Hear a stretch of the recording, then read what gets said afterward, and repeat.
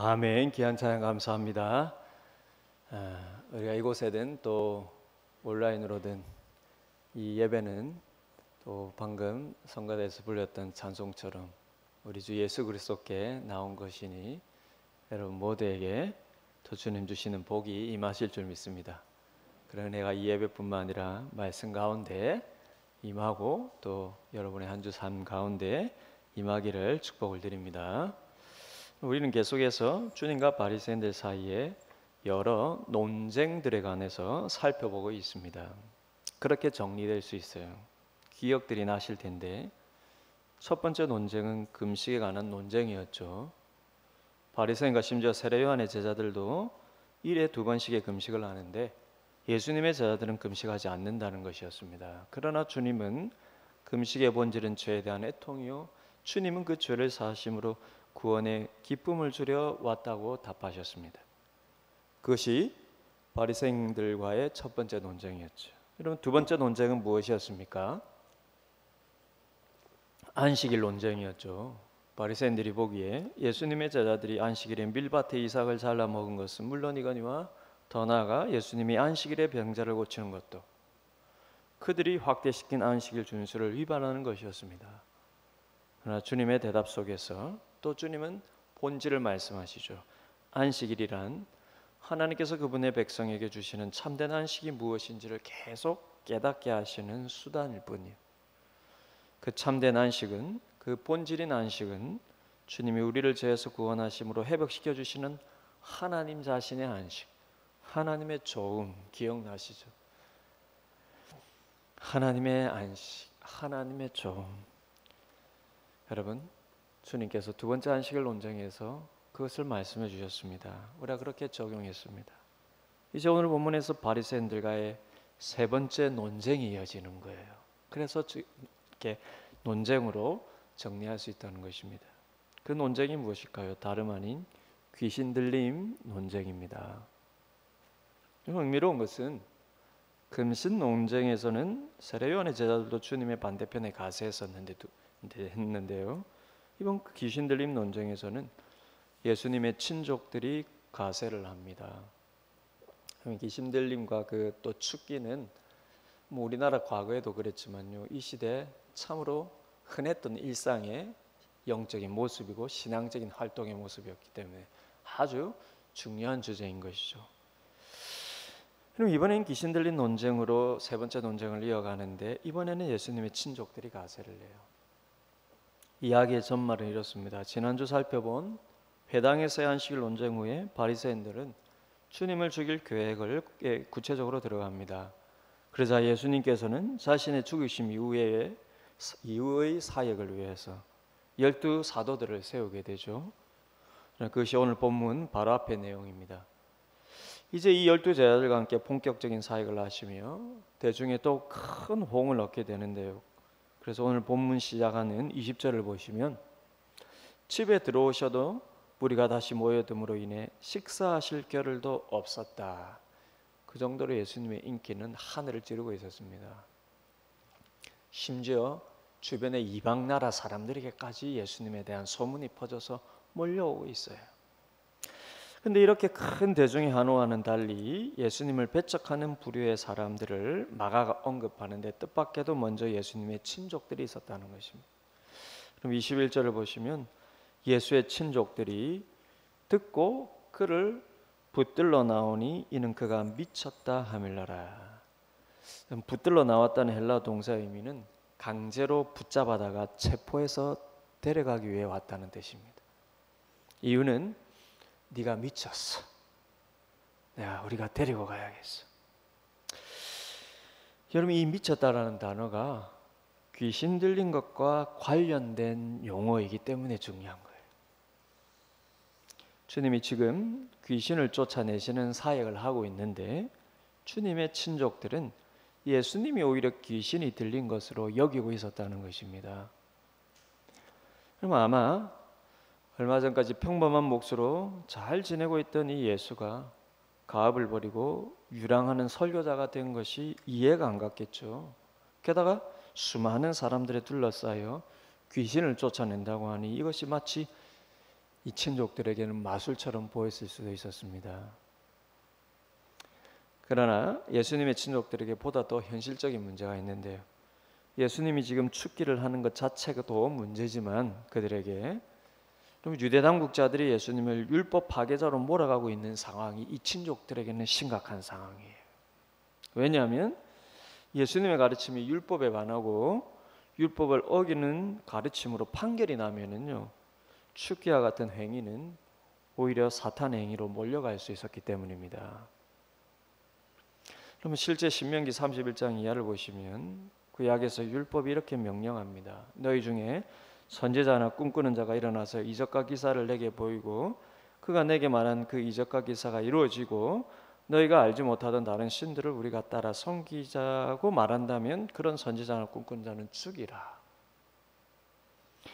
그러면 선지자나 꿈꾸는 자니까요, 표면적으로는 하나님의 이름으로 기적을 행하는 자입니다. 그런데 말씀과 다르게 가르친다면 아무리 기적이 놀라워도 진짜 하나님이 보내신 선지자가 아니라는 것입니다. 모세가 이미 그렇게 율법으로 말하고 있습니다.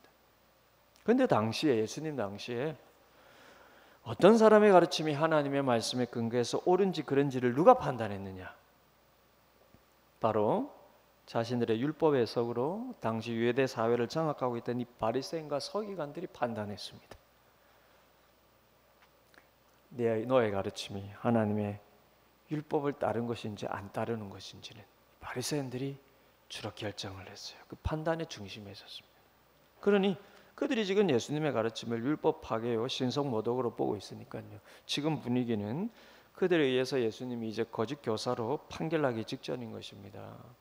그러면 당시 이 유대가 로마의 속국이어서 사형권만 없어서 그렇죠. 그렇지 않다면 예수님은 바로 돌에 맞아서 처형당할 수도 있는 형편입니다. 그리고 그런 판결은 그 집안의 하나의 큰 수치거리가 되는 것이죠. 그래서 지금 친족들이 나서서 예수님을 붙잡아 가려고 온 것입니다. 귀신 들려서 정신 못 차린다고 여기면서요. 근데 마가는 이어서 이런 귀신 들림의 논리로 주님을 보면서 실제 주님과 귀신 들림 논쟁으로 이어진 본격적인 대적을 언급하는데 바로 서기관들입니다. 서기관은 율법학자라 그랬죠. 그런데 그냥 서기관이 아니에요. 22절을 보시면 이들은 예루살렘에서 내려온 서기관들 이렇게 소개하고 있습니다. 즉 예루살렘에서 파견한 서기관들, 곧 예루살렘 소속 율법학자들이었다는 것입니다. 따라서 여러분, 오늘 본문의 시점은 지난주 살펴본 안식일 논쟁 직후 바리새인들이 헤롯 왕과 함께 예수님을 죽일 계획을 의논하지 않습니까? 그래서 이제 예수님을 고소할 분명한 명분을 찾기 위해서 유대 당국이 공적인 율법학자들을 갈릴리로 파견시켜 놓은 현상. 이 율법학자들이 봤을 때 예수가 이런 율법을 어기고 있어. 이게 지금 판결이 나면은요, 예수님을 죽일 수 있거든요. 그래서 지금 이들이 예수님에게 와서 예수님의 친족들이 주장한 것 같이 예수님이 귀신 들렸다는 논쟁을 하고 있는 것입니다. 그러면 그들이 논쟁하는 논리는 무엇일까요? 예수님이 귀신을 쫓아내는 것은 하나님의 능력이 아니라 더 큰 능력이 있는 귀신의 도움을 받았기 때문이다 라는 것입니다. 흥미롭게도 마태복음을 보면은요, 같은 사건을 기록한 마태복음을 보면 어떻게 시작하냐면 오늘 사건, 귀신 들려 눈 멀고 말 못하는 사람을 주님께서 고쳐주시면서 서기관들과의 이 귀신 들린 논쟁으로 이어지는 거예요. 그러면 당시에 영적인 세계에 대한 유대인들의 인식은 귀신들에게 어떤 계급이 있다라고 생각을 하였습니다. 실제 또 성경이 그렇게 말하죠. 그리고 귀신을 쫓아내는 사람은 종종 더 악한 영을 쫓아내기 위해 더 강한 영을 불러내는 것으로 이해했다고 합니다. 그래서 22절을 보시면 이 서기관들의 말이 이와 같습니다.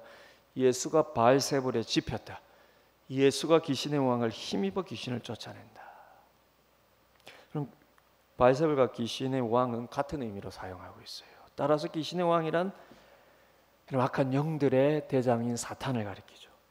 주님이 지금 악한 영들의 우두머리인 사탄의 능력을 이용해서 악한 영들을 쫓아낼 뿐이다. 서기관들이 이렇게 공격을 하는 거예요. 그래서 주님께서 그들을 불러다가 말씀하십니다. 사탄의 귀신을 쫓아낸다면 스스로 자신들을 망치는 것이, 스스로 자신의 나라를 무너뜨리는 것인데 말이 되겠느냐는 것입니다. 그러면서 28절과 29절에서 다음과 같은 무서운 경고의 말씀을 하시죠. 그럼 28절 보십시오. 내가 진실로 너에게 이르노니 사람의 모든 죄와 모든 모독하는 일은 사심을 얻되 누구든지 성령을 모독하는 자는 영원히 사심을 얻지 못하고 영원한 죄가 되느니라. 엄청난 경고죠. 너희는 지금 성령께서 하시는 일을 방해한다는 것입니다. 그래서 모든 죄는 용서받아도 성령을 방해하는 것은 용서받지 못할 일이요, 모든 모독은 용서받아도 성령을 모독하는 것은 용서받지 못한다는 것입니다. 여러분, 마태복음 12장 32절에서 주님의 이런 말씀도 덧붙입니다. 또 누구든지 말로 인자는 예수님이에요. 누구든지 말로 나를 거역하면 사하심을 얻되 누구든지 말로 성령을 거역하면 이 세상과 오는 세상에서도 사하심을 얻지 못하리라. 그럼 이건 성령님보다 예수님이 더 높다, 무섭다 이런 의미가 아니라, 예수님을 말로 거역하고 모독한다는 것은 예수님에 대한 참 지식이 없어서, 하나님 나라의 복음에 대한 이해가 없어서, 그 같은 경우는 후회라도 깨닫고 회개하면 구원받을 수 있다는 거예요. 그런데 말로 성령을 언급한다는 것은 일단 그가 이미 예수님에 대한 지식과 겉으로의 믿음이 있다는 것입니다. 따라서 말로 성령을 거역하고 성령을 회방한다는 것은 예수님을 통한 하나님의 구원 사역을 다 듣고 그 의미도 다 겉으로는 알고 있음에도 불구하고 따라서 일부러 악의적으로 복음을 방해하는 것을 가리키는 거예요. 그러면 정확히 이런 일을 하는 자들이 누구입니까? 사탄과 귀신들이죠. 따라서 예수님의 사역을 귀신의 도움을 받는 일이라고 말하는 지도자들인 실은 사탄과 동일하게 하나님 나라를 방해하는 자들이라고 주님 말씀하시는 거예요. 후에 보시면 실제 주님께서 부활하신 후에도 이 종교 지도자들이요, 그 놀라운 사실을 알고 나서도 그 소문이 퍼져나갈 것이 두려워서 병사들을 매수해서요, 예수님의 제자들이 예수님의 시체를 훔쳐간 것으로 거짓을 꾸미지 않습니까? 지금 예수님에게 일어난 놀라운 것들을 다 듣고 알고 그 중에서도 놀라운 걸 자기들만 알고도 일부러 감추는 것입니다. 일부러 거짓을 꾸민 겁니다. 진짜 성령을 회방하는 것이죠. 사단 일에 동참하는 것입니다. 그럼 그러고 보면 예수가 싫어서 교회를 핍박하고 신자들을 핍박한 사람 중에는 그래도 후에 큰 믿음의 사람이 되는 경우가 종종 있지 않습니까? 성경에서는 바울이 대표적이죠. 반면에 여러분, 예수님을 그렇게 잘 알고 믿고 따르다가도 완전히 교회를 핍박하는 자가 완전히 하나님 반대편에 서는 사람들도 있습니다. 대표적으로 가룟 유다가 그렇지 않습니까? 그는 3년이나 주님을 따라다니면서 주님의 모든 가르침과 사회를 가장 가까이서 보고 알매도 불구하고 결국 주님을 파는 자가 되었습니다. 이게 성령을 해방하는. 지금 성경을 가장 잘 안다고 자타하고 공연하는 서기관들이요, 실은 예수님을 방해하는 것이 아니라 성령을 방해하고 있다는 것입니다. 그래서 주님께서 분노하시며 그들에게 경고하시는 것이죠. 나를 방해하는 것은 괜찮아, 몰라서 그럴 수 있어. 그러나 성령을 방해하는 것은 영원히 용서받지 못할 것이다. 근데 중요한 것은, 여러분, 오늘 귀신 들린 논쟁에서 중요한 것은 따라서 예수님의 죽기는 너희가 주장하는 것처럼 성령을 방해하는 것이 아니라 오히려 성령의 힘입은 결과라는 것을 가르쳐 주시면서 아주 중요한 죽기의 본질을 말씀해 주시는 것입니다. 죽기는 귀신을 쫓아내는 것이죠. 주님께서 내가 귀신을 쫓아내는 것은 성령의 힘을 힘입은 것일 뿐만 아니라, 사탄의 힘을 힘입은 것이 아니라 성령을 힘입었을 뿐만 아니라 중요한 것은 죽기의 본질이 무엇이냐. 이제부터 잘 들어보시길 바랍니다. 즉, 귀신을 쫓아내는 죽기의 본질이란 무엇인가? 죽기의 본질은 보이지 않는 귀신이 드러나는 듯한 신기한 현상이나 그 귀신을 쫓아내는 자의 은사나 능력의 문제가 아니라 바로 하나님 나라의 드러남이라는 것입니다. 의외지요. 축기의 본질은 보이지 않는 귀신이 드러나거나 축기하는 자의 능력이나 은사의 문제가 아니라 그것과 전혀 다른 차원의 하나님 나라의 드러남이라는 것입니다.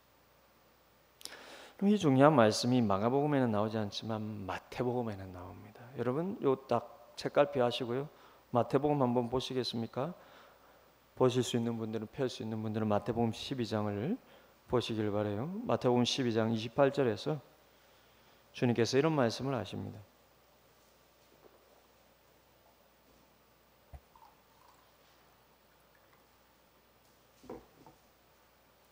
예, 마가복음은 책갈피 하시고 마태복음 12장 28절 보시겠습니까? 마가복음에는 없는 주님의 말씀이 이렇게 기록되어 있습니다. 예, 뭐 여러분 마스크를 끼지만 좀 소근거리는 마음으로 같이 한번 읽어보겠습니까? 주님의 말씀입니다. 시작. 내가 하나님의 마태복음 12장 28절 맞죠? 예, 시작. 내가 하나님의 성령을 힘입어 귀신을 쫓아내는 것이면 하나님의 나라가 이미 너희에게 임하였느니라. 마태복음 12장 28절. 그럼 다시 한번 주님의 이 말씀을 들어보십시오. 내가 하나님의 성령을 힘입어 귀신을 쫓아내는 것이면 너희들의 주장대로 귀신의 힘을 입은 것이 아니라 하나님의 성령을 힘입어 귀신을 쫓아내는 것이라면 내 축기의 중요한 본질은 하나님 나라가 이미 너에게 임하였다는 것입니다. 여러분 주님께서 지금 무슨 의미로 축기와 하나님 나라를 연관짓는 이 중요한 말씀을 하시는 걸까요? 사실 주님께서 공생의 사역을 시작하시는 시점에서 제일 먼저 하신 말씀이 기억나십니까? 하나님 나라에 관한 말씀입니다. 그때 가버나움에서 첫 사역을 시작하시면서 뭐라고 말씀하셨습니까? 회개하라, 하나님의 나라가 가까이 왔느니라. 그렇다면 여러분 주님이 공생의 사역을 시작할 때 그때는 왜 하나님 나라가 가까이 왔다라고 말씀하시고 지금 오늘 본문에서는 어떤 의미에서 하나님의 나라가 이미 너에게 임하였다 이렇게 말씀하시는 걸까요? 이 임하였다라는 표현은 굉장히 단호한 의미를 지닌 동사형을 사용하고 있습니다. 무슨 말이냐? 지금 분명히 와 있다 이걸 강조하는 표현이에요. 하나님의 나라에 대한 주님의 표현이 왜 이렇게 변하셨을까요? 우선 공생의 사역을 시작하는 시점에서 하나님 나라가 가까웠다라고 말씀하신 것은 틀림없이 주님께서 이 땅에 오신 목적대로 하나님의 나라를 이제 하나님의 백성들에게 가지고 왔다라는 의미일 것입니다. 내가 왜 왔냐면 내가 이제 이 사역을 왜 하냐면 하나님 나라 너희에게 가져오기 위해서 이제 가까이 왔어. 그래서 너희가 이제부터 나를 통해 하나님 나라를 보고 깨닫게 될까? 이 의미죠. 그렇다면 오늘 본문에 와서는 이미 하나님 나라가 너희에게 와 있어, 임하였다. 이 강한 표현은 무슨 의미에서 하시는 것일까요?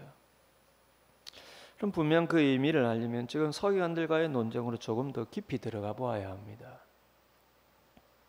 그럼 역시 마가복음에는 없지만 마태복음 12장 27절을 보시면요. 그럼 펴신 분들은 보시기를 바라요. 방금 주님께서 내가 성령을 힘입어서 귀신을 쫓아내는 것이면 하나님 나라가 너에게 이미 임하였다. 이 말씀 직전에 27절에서 먼저 이렇게 말씀하십니다. 또 내가 바알세불을 힘입어 귀신을 쫓아내면 너희의 아들들은 누구를 힘입어서 쫓아내느냐? 그러므로 그들이 너희의 재판관이 되리라. 여기 지금 주님께서 말씀하시는 너희의 아들들이란 바로 서기관과 바리새인들 본인들을 가리킵니다. 왜냐하면 이 아들들이라는 표현은 동료들 혹은 그 소속의 사람들 이런 의미를 가지고 있어요. 마치 구약에서 선지자의 아들들 그 말이요, 목사의 아들, 우리 아들 이 말한 것처럼 선지자의 아들, 선지자 그 아들 그게 아니라 선지자의 아들들이란 선지자 그룹의 사람들을 뜻하는 것 같은 이치입니다. 따라서 여러분 주님 이 말씀 이런 뜻이에요. 마태복음 12장 27절이요. 내가 너희 논리대로 너희 주장대로 내가 귀신의 왕 바알세불을 힘입어서 귀신을 쫓아낸다면 너희들이 귀신을 쫓아낼 때는 누구의 힘을 빌려서 쫓아내는 것이니? 너희는 누구의 힘을 빌려서 귀신을 쫓아내는 것이니? 이 말을 하고 계시. 그러면 당시 바리새인들도 축기를 하였습니다. 제가 말씀드렸죠. 이 당시는 이게 신앙생활 모습의 일상이었다고요. 흥미로운 것은 바리새인들은 여러분 아주 마술적인 방법과 더 주술적인 방법으로 귀신 쫓는 행위를 하였다고 합니다. 1세기 유대 역사학자 요세푸스라는 유명한 유대 역사학자가 있습니다. 요세푸스의 기록에 의하면 바리새인들의 축기 행위에는요, 우리나라의 무속인 못지않은 아주 미시적인 방법이 당시에 성행했다고 합니다. 예를 들면 이런 거예요. 어떤 신비한 효능이 있다고 믿는 희귀한 식물의 뿌리액을 귀신 들려 보이는 사람에게 뿌린다든지요. 오늘 뭐 저기 가톨릭 가면 마치 성수 이렇게 뿌리듯이 그러지 않습니까? 이렇게 엑소시즘 이렇게 귀신 축기하는.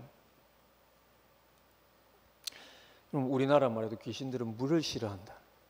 뭐 그런 영적인 현상이 어떤 일들이 있을 수 있겠죠. 근데 당시 바리새인들의 축기는 이런 것에 의지하는 경향이 강했습니다. 식물의 액을 뿌린다든지 혹은 어떤 특이한 동물의 피를 몸에 뿌린다든지 그런 식이에요. 귀신을 물리치는데 효능이 있다고 믿은, 즉 귀신이 싫어한다고 믿은 어떤 특정한 물건이나 수단, 방법을 사용해서 축기하는 것이 그들의 흔한 일상이었다고 합니다. 당시 우리나라 옛날 무당과 같은 것이죠. 왜냐하면 당시 유대인들의 영적인 시각은요, 어떤 병에 걸리면 귀신이 그 병을 일으킨다고 믿었기 때문입니다. 병든 자에게 여러분 귀신 들렸다고 생각하니까요, 마치 우리나라 가게에 소금 뿌리듯이 축기하는 것을 아주 흔하게 생각하고 그게 일상이었습니다. 그러니 그들 중에는요, 축기의 능력이 좀 뛰어나고 혹은 어떤 경우에는 더 뛰어나고 뭐 이런 능력으로 인한 영적인 계급 현상이 있지 않았겠습니까? 그러니 주님의 이 말씀은 그런 뜻입니다.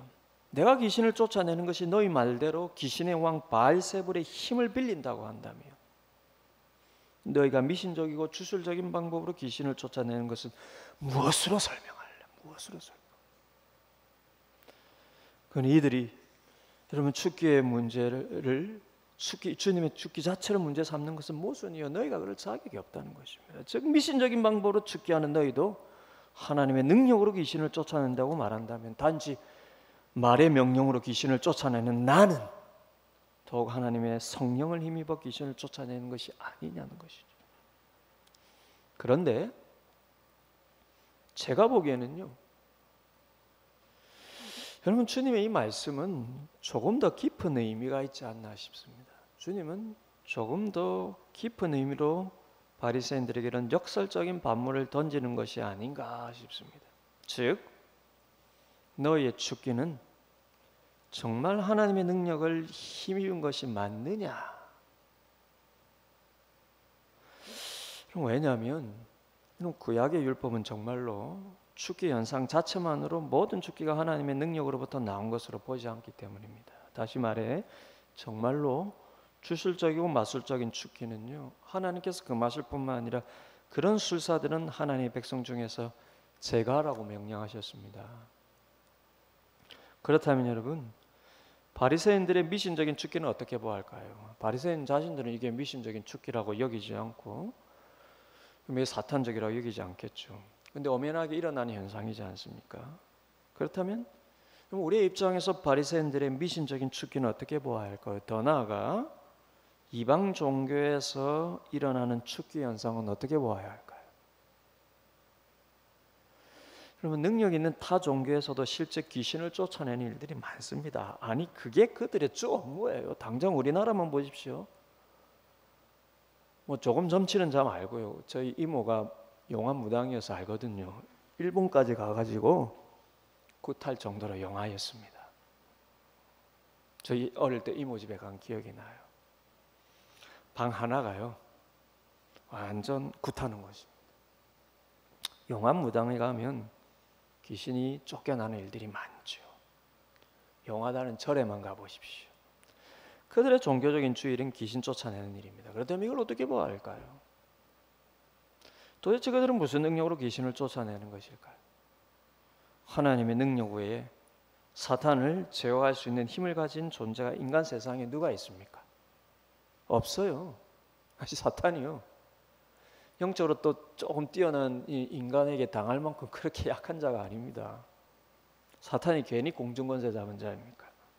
사탄 외에 귀신을 이길 능력을 가진 인간 존재 자체가 없습니다. 따라서 하나님의 능력으로 귀신을 쫓아내는 것이 아니라면 축계의 원인은 하나밖에 없어요. 정말로 사탄이 귀신을 쫓아내는 일입니다. 근데 오늘 마가복음 본문의 23절, 여러분 마가복음으로 잠시 돌아와서요. 오늘 본문으로 잠시 돌아와서 마가복음 오늘 본문의 23절을 보시면 주님께서 이렇게 논쟁의 말씀을 시작하시는 거예요. 사탄이 어찌 사탄을 쫓아낼 수 있느냐.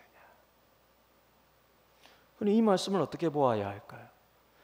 이 말씀이 주님에 대해서는 맞죠. 내가 사탄으로서 사탄을 쫓아내는 게 아니에요. 어떻게 그럴 수 있느냐. 주님에 대해서는 맞죠. 주님의 축기가 서기관들의 주장처럼 사탄으로서 사탄을 쫓아내는 것이 아니니까요. 그러나 주님이 비판하시는 바리새인들의 축기는요, 이방 종교의 엄연한 축기는 정말 사탄의 귀신을 쫓아내는 것이 아니라면 어떻게 설명합니까? 그래서 정말 사탄은 귀신을 쫓아낼 수 없다라는 뜻으로 주님께서 이 말씀을 하신 것일까요? 재밌죠, 여러분? 여러분, 귀신 들림의 현상, 축기일, 우리가 잘 다루지 않는 현상, 그것도 여러분 이방 종교에서 일어나는 현상까지 말하니까 참 흥미롭죠. 여러분, 어릴 때부터 교회 다닌 분들은 잘 몰라요. 저는 여러분 청소년 때부터 교회를 다녔기 때문에요. 굿하는 거 많이 봤습니다. 지금도 여러분 우리나라 무속인들이 얼마나 많습니까? 우리는 그 세계를 몰라서 그렇죠. 우리나라 무속인들이 60만 명이라던가요. 그런데 진짜 용한 무당은 늘 하는 일이 귀신 쫓아내는 일이에요. 그렇다면 여러분 그게 하나님의 성령을 힘입어서 귀신을 쫓아내는 거 아니죠. 주님도 귀신을 쫓아내고요. 바리새인도 귀신을 쫓아내고요. 이방인도 귀신을 쫓아내는 것이 엄연히 일어나는 일이니 바리새인과 이방인의 축기는 성령께서 하시는 일이 아니라 사단이 하는 일이라고 말하지 않는다면 무엇으로 설명할 수 있습니까? 따라서 사단이 귀신을 혹은 더 능력 있는 귀신이 그 아래 귀신을 쫓아내는 것 외에 설명할 길이 없어요. 그렇다면 주님께서 사단이 사단을 쫓아낼 수 없다고 하신 말씀은 어떤 의미로 하신 것일까요? 헷갈리시죠, 여러분? 그 답은 바로 사탄이 귀신을 쫓아내는 현상은 진짜 귀신 들린 사람을 치유하시기 위함이 아니라는 것입니다. 죄송합니다. 하심이라고 제가 잘못 이 하나님에게만 쓰는 거예요. 그러면 사탄이 귀신을 쫓아내는 현상은 엄연히 일어나지만 그 목적이 다릅니다. 그들이 귀신을 쫓아내는 현상은 진짜 귀신 들린 사람들의 영과 마음을 치유하기 위해서가 아니라 한 주석가의 표현대로 사단의 전략적인 후퇴라는 것입니다. 이게 사탄의 전략이라는 거예요. 그럼 바리새인들의 축기, 이방인의 미신적인 축기는 사탄이 그 축기를 행하는 자를 통해 일시적으로 귀신을 쫓아내는 것으로 보여줌으로 인해 사람들로 하여금 더욱 그 미신적인 방법과 사탄의 방법에 붙잡히게 한다는 것입니다. 굿하는 사람이 여러분 용화무당이 귀신 쫓아내면 그 사람의 영혼이 치유되고 그 사람의 마음에 행복이 와서 살아갑니까? 아니죠. 덫에 걸리는 것이죠. 그러다 다시 무당 찾아가야 되는 것이죠. 그러다가 평생 굿을 해야 되는 것이죠. 평생 여러분 그 쫓아가야 돼요. 그래서 여러분 사탄의 전략적인 후퇴라는 것입니다. 저는 이 주석가의 이 표현이 너무나 눈에 들어오고 이게 여러분 참 많은 것을 설명해 준다라고 느꼈습니다. 겉으로는 사탄이 사탄과 충돌하는 것처럼 보이지만 안으로는 사람들에 대한 사탄의 지배를 더욱 크게 한다는 것입니다. 사탄이 그만큼 똑똑하고 능력 있는 자예요. 그래서 주님께서 23절에 사탄이 어찌 사탄을 쫓아낼 수 있느냐라고 말씀하신 후에 24절 이하에서 이런 말씀을 하시는 것입니다. 24절 이하를 보시겠습니까? 마가복음 오늘 보면 24절 이하요. 또 만일 나라가 스스로 분쟁하면 그 나라가 설 수 없고, 만일 집이 스스로 분쟁하면 그 집이 설 수 없고, 만일 사탄이 자기를 거슬러 일어나 분쟁하면 설 수 없고 망하느니라. 즉 주님은 정말 세상에 대한 사탄의 지배력을 무너뜨리고 사탄의 나라를 무너뜨리는 의미에서 사탄이 사탄을 쫓아낼 수 없다고 말씀하신 거예요. 사탄이 전략적으로 여러분 악한 영들을 쫓아내는 듯이 보여주는 것은 자기 나라를 스스로 무너뜨리기 위함이 아니라 오히려 자기 나라를 더욱 이 땅의 사람들 사이에서 세우기 위함이라는 것입니다. 그러니 주님이 지금 사탄이 사탄을 쫓아낼 수 없다라고 하시면서 하신 말씀의 진짜 의미는요, 나라가 스스로 분쟁하면 그 나라가 설 수 없다는 말씀이 무엇입니까?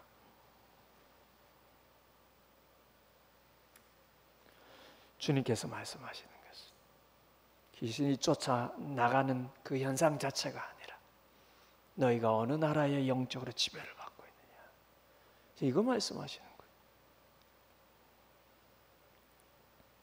따라서 결론적으로 주님께서 지금 바리새인들에게 이런 반문을 하시는 것입니다. 너희의 미신적인 축기야말로 사탄이 사탄을 쫓아내는 듯이 보이지만 사탄의 전략뿐이지 않느냐. 너희가 귀신을 쫓아내었다고 말하는 그 수많은 축기로 과연 너희 가운데 얼마나 사탄의 나라는 물러가고 반대로 너희에게 얼마나 하나님의 나라가 임하였느냐. 여러분, 그러시면서 주님께서 하나님 나라에 대한 바로 그 핵심적인 말씀을 하시는 것입니다. 그러나 내가 하나님의 성령을 힘입어 귀신을 쫓아내는 것이면 하나님의 나라가 이미 너희에게 임하였느니라. 주님이 말씀하시는 본질은요, 나라예요. 나라. 너희 말대로 사탄이, 내가 사탄의 힘을 입어 사탄을 쫓아내느냐? 그러면 사탄의 나라는, 그러면서 하시는 말씀은 내가 여기에 와서 귀신을 쫓아내는 것은 하나님 나라가 너에게 임하였음을 보여준다. 주님의 축기는 본질이 다르다는 거예요. 어떻게 다를까요? 우선 전혀 미신적이나 주술적인 것이 아닌 단지 말씀으로 귀신에게 명령하는 것만으로 귀신들이 하나님의 아들이라 소리치며 떠나가지 않습니까? 분명히 성령의 힘을 힘입은 것이죠. 그러나 더 중요한 것은 주님의 축기는요, 이유와 목적이 다르다는 것입니다. 왜 주님께서 귀신을 쫓아내십니까? 보이지 않는 귀신의 존재를 드러내기 위해서요? 그래서 그 신기한 능력을 보여주시기 위해서요? 그렇게 해서 자신이 귀신들과 제압할 대단한 능력을 가지고 있음을 가시하기 위해서요? 전혀 그렇지 않습니다. 주님의 능력 행하면은 자기 가시욕이 없어요. 오히려 주님은 사람들이 자신의 목적을 따라 주님을 주목하는 것을 대단히 경계하지 않으셨습니까? 그렇다면 주님의 축기의 이유와 목적은 무엇입니까? 이것을 통해서 사람들의 무엇을 보여주고 싶고 무엇을 말씀하고 싶으셨던 것일까요? 그게 바로 하나님의 나라라는 것입니다. 사단이 보이지 않는 지배 속에 있는 이 세상, 영적으로 사단의 나라에 속한 사람들 틈으로 이제 하나님의 나라가 너희 눈앞에 보이도록 들어와 있음을 증명해 주시는 것입니다. 즉 주님의 축기는 단순히 귀신 들린 자에게서 몇몇 귀신들이 떠나가는 기적의 문제가 아니라 근본적으로 귀신들의 왕인 사단이 주님께 패함으로 말미암아 사단의 나라가 무너지고 하나님의 나라가 이 땅에 이미 임하였음을 보여주는 증거라는 것입니다. 다시 말해 서기관들은 지금 주님께요, 누구의 축기가 더 뛰어난가, 누구의 축기가 진짜 하나님의 능력인가, 누구의 축기가 진짜인가 가려보자 이러고 있지만요, 주님께서 지금 바리새인들에게 말씀하시는 것은 누가 더 축기를 잘하는지, 누가 더 능력 있고 뛰어난 축기자인지, 그게 본질이 아니라는 거예요.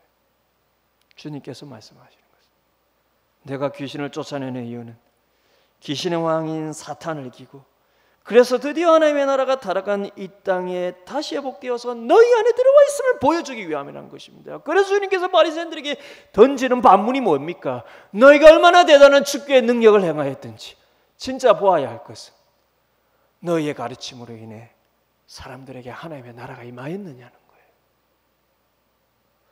너희의 그 축기 현상이 얼마나 대단해 보이든 너희 마음에 하나님 나라가 임하였느냐는 것입니다. 귀신이 떠나가는 몇몇 능력으로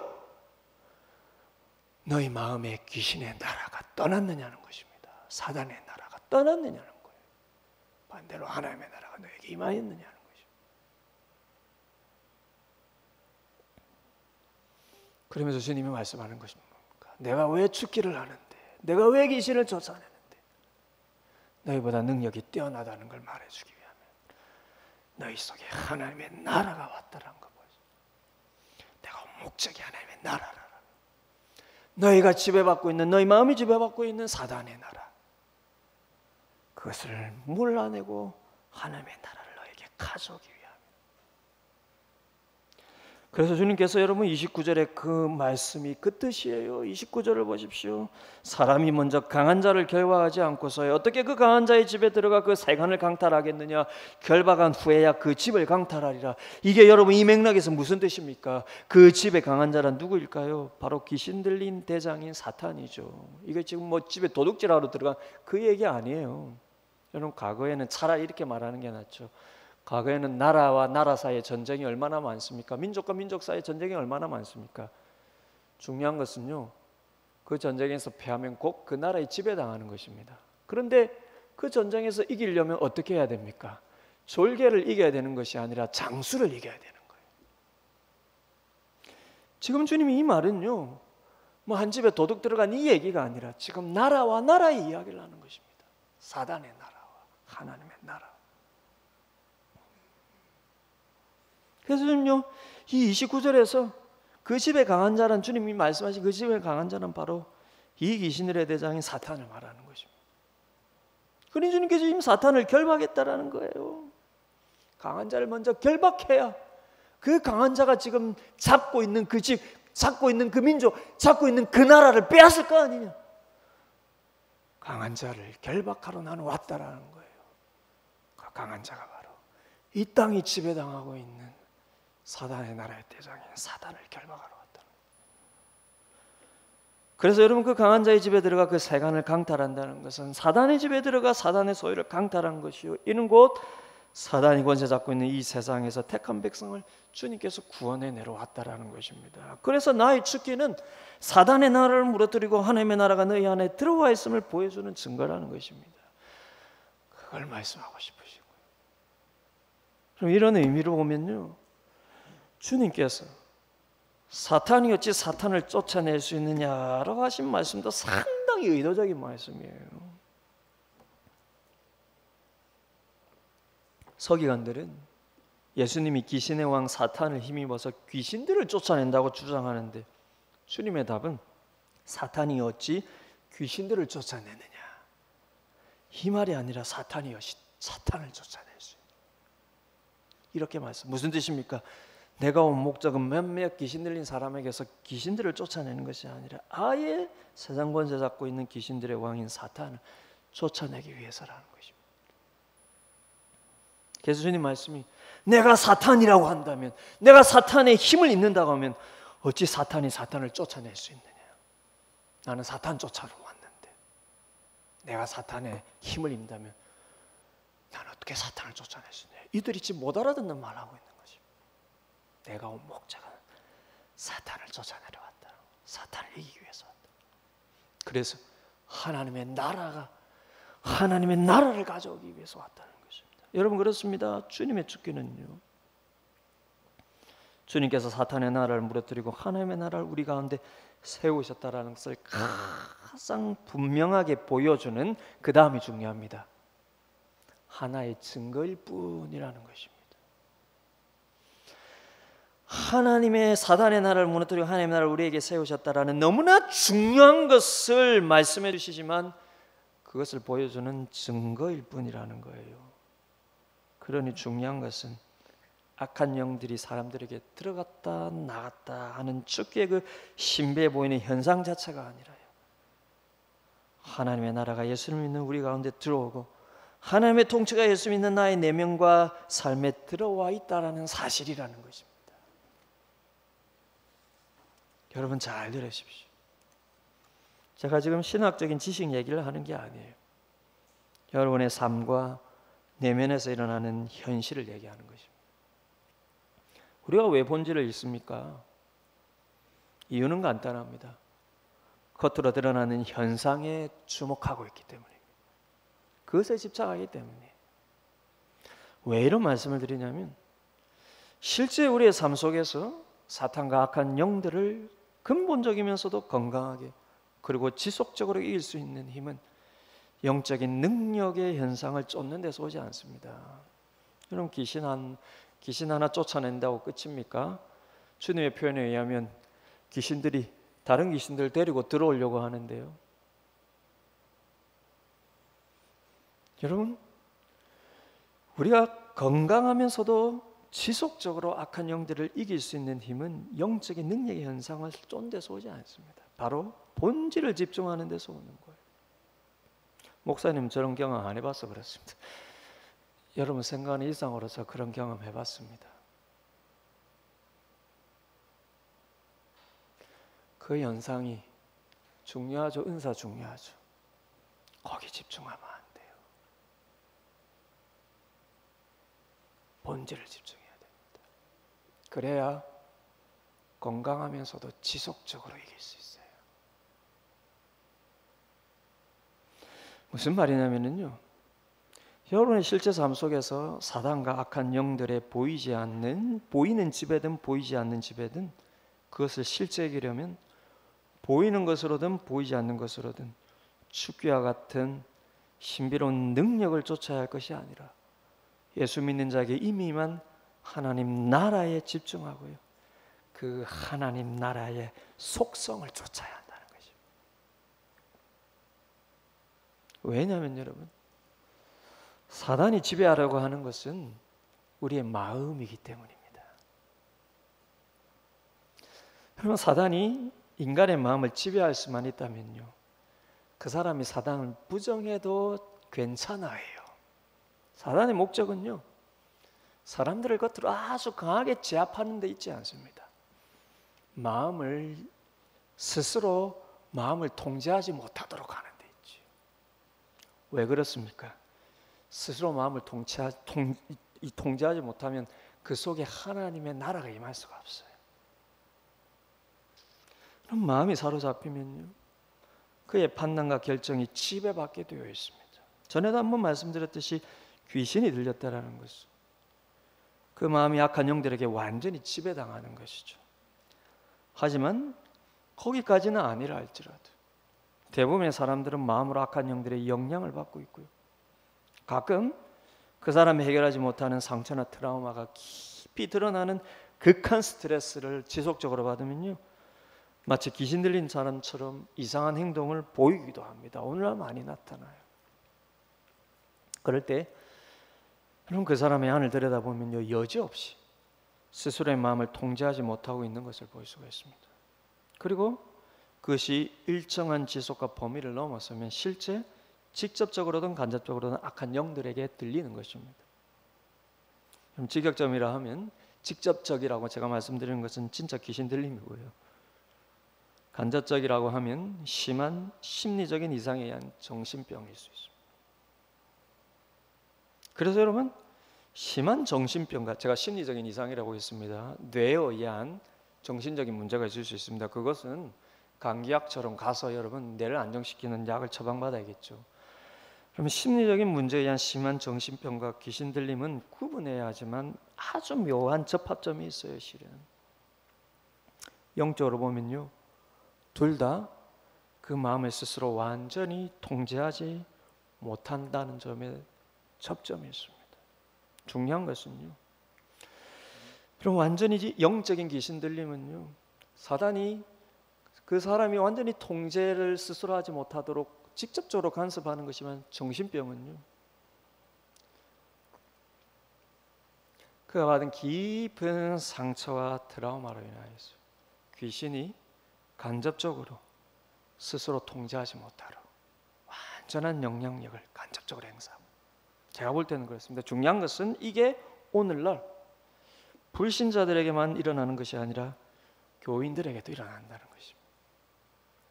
많은 교인들이 해결하지 못한 상처와 아픔 속에서 자신의 마음을 통제하지 못하고, 그게 심한 경우에는 마치 귀신 들린 것처럼 미쳐버린 듯한 모습을 보일 때도 있습니다. 그런데 아이러니하게도 신앙생활을 열심히 하는 신자들이요, 마음을 통제하지 못할 때 대부분 찾는 것이 무엇이냐면 꼭 축기와 같은 영적인 능력을 찾고 의지한다는 것입니다. 어떤 영적인 은사가 있는 사람이 가거나요, 그런 기도원을 찾는다든지, 혹은 방언이나 어떤 영적인 능력을 하나님께 강하게 요구한다든지, 제가 그것을 부정하는 게 아닙니다. 그 은사들은 하나님이 우리에게 주시는 귀한 선물입니다. 그런데 여러분들이 마음을 통제하지 못하고 여러분 마음에 임한 하나님의 나라를 여러분도 모르게 여러분들의 두려움과 근심 속에서 밀어내면서요, 그로 인해서 일어나는 악한 영들에게 영향을 받는 여러분들의 현상을 여러분들이 외적으로 영적인 현상을 통해서 해결한다고 하면 전혀 해결되지 않아요. 여러분, 마음의 문제가 일어나서 이상한 행동 보이는 자녀에게요, 기도 열심히 해라, 그런 말 하지 마십시오. 목사님 이상하다. 기도가 문제가 아니라요, 기도의 내용과 방향이, 기도를 통하여서 그가 이해하는 것이 잘못되어 있으면요, 그 기도는 오히려 그의 여러분 통제하지 못하는 그 마음을 이상하게 만들어 버립니다. 기도를 열심히 하는 자체가 문제가 아니에요. 그게 중요한 게 아닙니다. 기도의 내용과 방향이 중요한 거죠. 여러분, 제가 말씀드리고 싶은 것은 이렇게 영적인 능력과 현상과 이런 특별해 보이는 여러분 은사를 쫓아가면은요, 이게 순간적으로 효과에서 보일지 몰라도 본질이 아니라는 것입니다. 본질은 신기한 능력이나 신비로운 현상이 여러분들에게 일어나는 게 아니에요. 예수님을 인해서 하나님의 나라가 여러분 마음에 임하였다라는 것에 집중하라는 거예요. 그래서 하나님 나라의 속성이요, 여러분 마음을 지배할 수 있도록, 여러분 마음에 두려워하고 근심하고 여러분 마음에 숨기고 있는 여러분 상처와 아픔을 드러내면서 성령께서 여러분 마음을 지배할 수 있도록, 하나님의 나라가 여러분 내 마음에 지배당할 수 있도록, 하나님이 이미 예수 그리스도께서 우리의 죄를 해결하심으로 말미암아 가져오신 하나님의 나라가 무엇인지, 그 하나님의 나라를 내가 누린다라는 것은 무슨 일인지 거기에 집중해야 한다는 것입니다. 주님께서 바리새인과 서기관들에게 말하는 것이 무엇입니까? 너의 주께의 능력이 얼마나 뛰어나든지 중요한 것은 너희 마음은 하나님 나라의 지배를 당하고 있느냐, 너희는 얼마나 사단의 나라를 이기고 있느냐라는 것입니다. 사랑하는 여러분, 우리는 직접적으로는 간접적으로는 크든 작든 이 땅에 사는 동안 악한 영들의 영향을 받게 되어 있습니다. 그럴 때 우리가 쫓아야 하는 것은요, 외적인 능력이 아닙니다. 이미 우리에게 임한 하나님 나라를 우리가 맛보고 누린다라는 것, 그 신앙의 본질을 쫓아야 한다는 거예요. 왜냐하면요, 하나님께서 사단의 나라와 사단의 지배 아래에서 일어나는 모든 영적인 억압을 예수 믿는 신자들이 다 이길 수 있는 모두에게 주신 하나님의 은사가 있기 때문입니다. 제가 말씀드리는 것은 어떤 뛰어난 축기의 능력을 가진 자에게 가지 않아도요, 물론 아주 깊은 그런 여러분 귀신 들린 자라면 그런 은사가 있는 자에게 찾아가는 자체가 여러분 잘못됐다 말할 수 없겠죠. 제가 말씀드리는 것은 저는 심지어 그런 경우에 조차라고도 생각을 하는데, 우리 모두는 직접적으로는 간접적으로는 크든 작든 악한 영들의 영향을 얻고 그로 인하여서 우리의 마음과 우리의 삶에 여러분 하나님 나라의 열매가 아닌 사단 나라의 열매가 일어날 때 우리가 알아야 할 것은, 하나님은 이미 우리가 예수를 믿고 성령을 받을 때 악한 영들의 지배를 받을 수 있는 은사를 어디 모두에게 주셨다라는 것입니다. 축기의 은사 안 구해도요, 방언과 예언의 은사 안 구해도요, 사단의 지배를 벗어나서, 여러분 사단의 지배를 벗어난다는 거 이꼴 뭡니까? 하나님 나라의 통치를 받는다는 것이죠. 그 중간지대는 없습니다.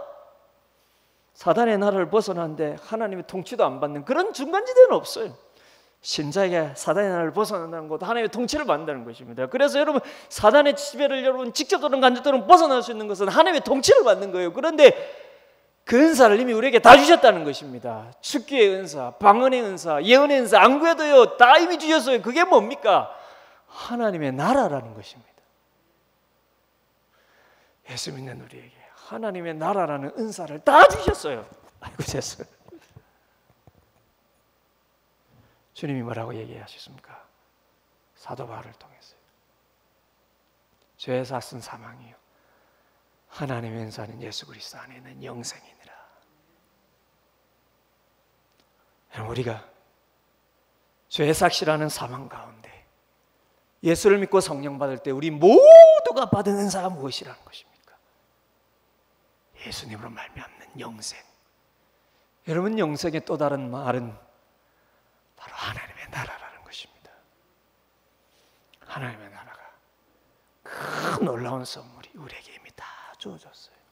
그래서 여러분들이 눈에 보이는 것이든 눈에 보이지 않는 것이든 그것이 영적인 어떤 현상이든 여러분의 삶과 마음에서 일어나는 일반적인 어떤 내용이든요, 여러분을 근심하게 하고 여러분을 염려하게 하고 두려워하게 하고 그것이 지나쳐서 여러분 스트레스를 이기지 못하고 이상한 여러분 행동을 하고 이상한 판단을 하고 이상한 결정을 하고 그것이 나의 가족에게 영향을 미치고 그것이 내 삶에 영향을 미칠 때 다른 것 쫓지 마십시오.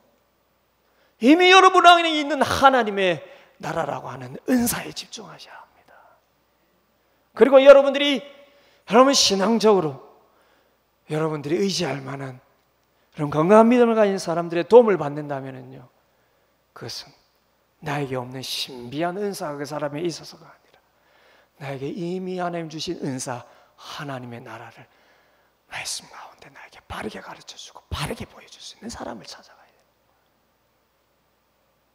그래야 여러분들의 영이 건강하게 지속적으로 그로 말미암아 여러분의 삶에 하나님의 나라의 열매가 맺혀지는 것입니다.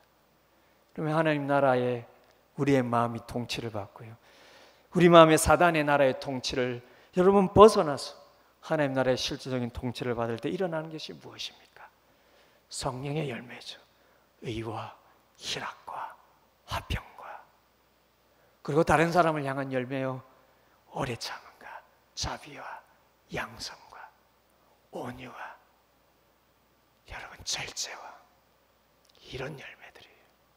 이런 하나님의 여러분 나라의 속성들이 우리 마음에 우리 마음이 하나님께 지배를 받을 때 일어난다는 것입니다. 그러니 우리가 쫓아야 할 것은 하나님의 나라가 이미 임하였다는 것을 잊지 말고 우리에게 이런 성령의 열매를 맺지 못하게 하는 우리의 근심과 두려움과 염려와 걱정과 그리고 내 욕심과 욕망과 이런 것들을 내려놓고 예수님이 나에게 이미 주신 하나님의 나라가 무엇인지 그것을 누리며 살아가는 것이 무엇인지 여러분 깨달으면서요, 지금 당장에 기뻐할 수 있는 이유가 예수 그리스도 안에 있음을 여러분 회복하면서 할렐루야 찬송하며 나에게 주신 은혜를 감사하는 거예요. 나에게 주신 여러분 이 생명을 감사하는 거예요. 나에게 주신 하루를 감사하는 거예요.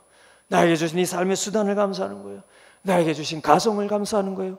나에게 주신 가족을 감사하는 거예요. 그 속에 하나님의 나라를 누리는 거예요. 여러분 그것이 건강하게 사단을 이기는 길입니다. 그러니 이 가장 좋은 은사, 가장 좋은 이 영적인 능력이 여러분 모두에게 임하셔서 여러분 모두 이것을 구하셨어요. 사단과 악한 영들을 진짜 이기고 살아가신 여러분 마음들 되시고 여러분 삶이 되시기를 주님의 이름으로 축복을 드립니다.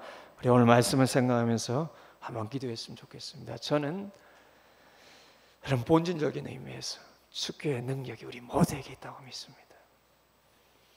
여러분 축교의 능력이 모든 신자에게 있어요. 그 놀라운 무기를 하나님이 주셨습니다. 주님이 주셨어요. 그것은 바로 하나님의 나라입니다. 여러분이 예수 믿고 성령 받았을 때요, 이미 여러분 속에는 하나님이 주님이 여러분을 통치하고 계십니다. 우리의 욕심이 우리의 근심과 두려움이 그 주님의 통치, 성령의 통치를 밀어내고 있을 뿐이죠. 그러니 다른 것 구하기 전에 우리가 가장 구해야 할 것은 내 욕심 내려놓고 내 두려움 내려놓고 내 근심 내려놓고 주님의 통치를 온전히 받게 하여 주시고 하나님 나라의 통치 속에 오는 기쁨과 평안과 감사가 넘치게 하여 주옵소서. 그것이 여러분들이 사단을 이기고 여러분 마음에 약한 영들을 이기고 여러분들이 다른 사람에게도 귀신을 몰아낼 수 있는 그것이 능력인 것입니다. 하나님 이런 은혜와 능력이 나에게 충만케 하여 주옵소서. 우리 말씀 생각하면서 같이 한번 기도하시겠습니다. 기도하겠습니다. 은혜로